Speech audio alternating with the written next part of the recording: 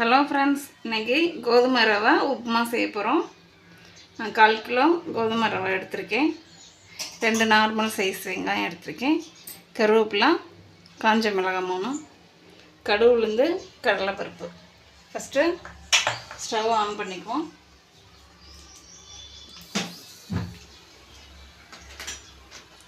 On பண்ணிவிட்டு ரவையை வறுத்து எடுத்துக்குவோம்.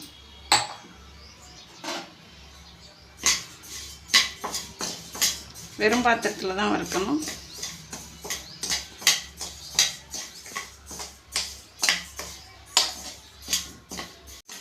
ரவையை நல்லா வறுத்தாச்சு. சிம்மில் வச்சு வறுக்கணும், இல்லாட்டி கருகி போயிடும். இப்போ பிளேட்டுக்கு மாற்றிக்குவோம்.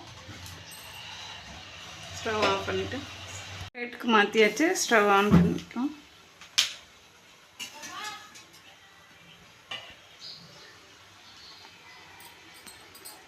மூணு ஸ்பூன் ஆயில் ஊற்றிக்கலாம்.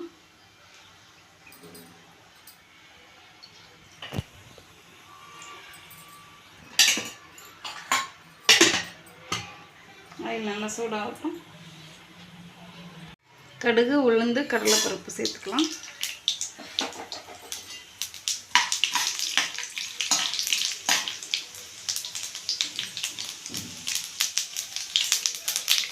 நல்லா செவக்கட்டும்.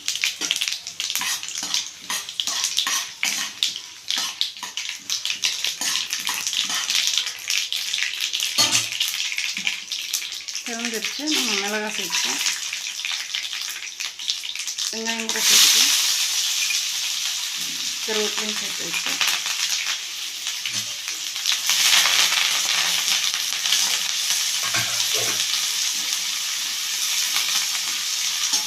இந்த நேரத்தில் உப்பு சேர்த்துக்கலாம். ஒரு ஸ்பூன் உப்பு சேர்த்துருக்கேன். உங்களுக்கு எவ்வளோ தேவையோ அவ்வளோ ரவை எடுத்துக்கிட்டு அதுக்கு தகுந்த மாதிரி உப்பு எடுத்துக்கோங்க. நம்ம எந்த கப்பில் எடுக்கிறோமோ ரவை அதே கப்பில் மூணு எடுத்துக்கணும் தண்ணி. இப்போ நான் 1 கிளாஸ் ரவை எடுத்துருந்தேன். 3 கிளாஸ் தண்ணி ஊற்றணும்.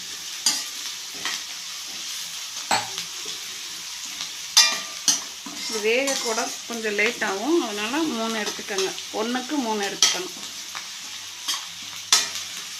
நல்லா வதங்கட்டும்.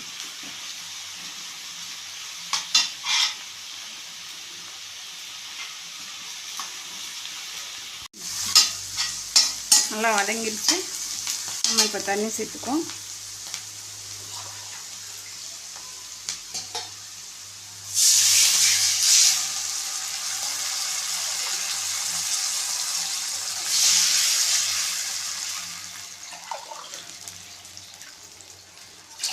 மூணு கிளாஸ் சேர்த்தாச்சு. இது நல்லா கொதிக்கணும். தண்ணி கொதிச்சதும் நம்ம ரவை போடணும். மூடி போட்டு மூடிக்குவோம்.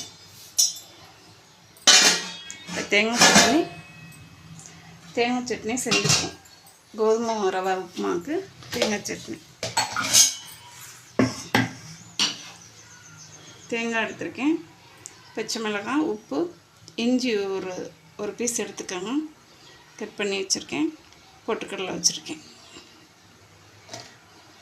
எல்லாத்தையும் போட்டு சட்னிக்கு அரைச்சி எடுத்துகிட்டு வந்துடுவோம். அது கொதிக்கட்டும்.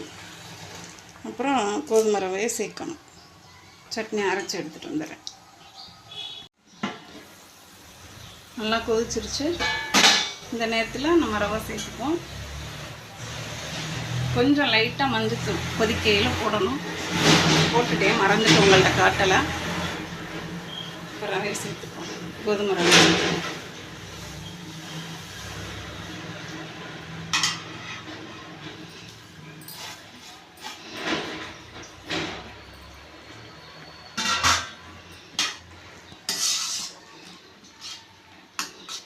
நல்லா வேகணும். வேக லேட்டாகும். ரொம்ப மஞ்சத்தூள் சேர்க்காதீங்க. லைட்டாக கொதிக்கையில் சேருங்க. நான் உங்கள்கிட்ட காட்ட மறந்துட்டேன். லைட்டாக சேர்த்துக்கோங்க. இப்போ மூடி போட்டு மூடிடலாம். அது நல்லா வேகட்டும். அடிக்கடி ஒரு 2-3 ட்ரிப்பு கிண்டி விடணும். இப்போ மூடி போட்டு மூடிடலாம். சட்னி தாளிப்போமா? சட்னி அரைச்சி எடுத்துக்கிட்டாச்சு. ஸ்டவ் ஆன் பண்ணிக்குவோம். சட்னி தாளிச்சுக்குவோம்.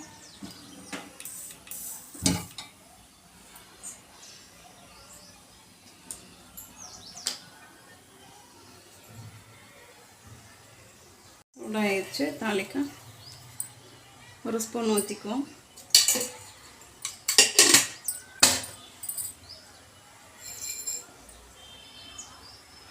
கடுகு உளுந்து எடுத்து வச்சுருக்கோம். தாளிக்க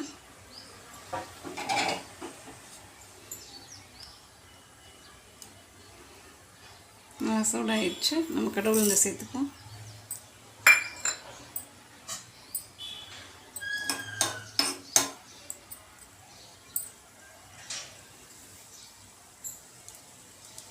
காஞ்ச மிளகாய் சேர்த்துப்போம். கருவேப்பிலை சேர்த்துப்போம். ஆஃப் பண்ணிப்போம். ரெடி ஆகிடுச்சு. சட்னியில் ஊற்றிக்கலாம்.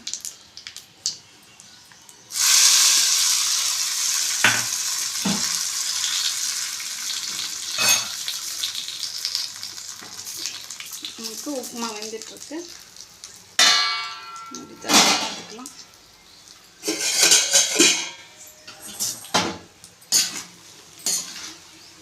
இன்னும் கொஞ்சம் நேரம் வைக்கணும்.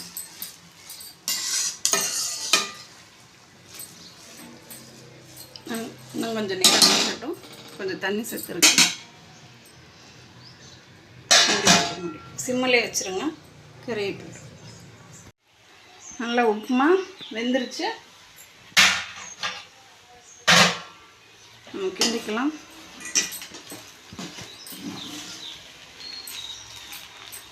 நம்ம ஸ்டவ் ஆஃப் பண்ணிக்குவோம். நல்லா வெந்துருச்சு. ஒரு தடவை ட்ரை பண்ணி பாருங்கள் ஃப்ரெண்ட்ஸ். Okay, thank you friends.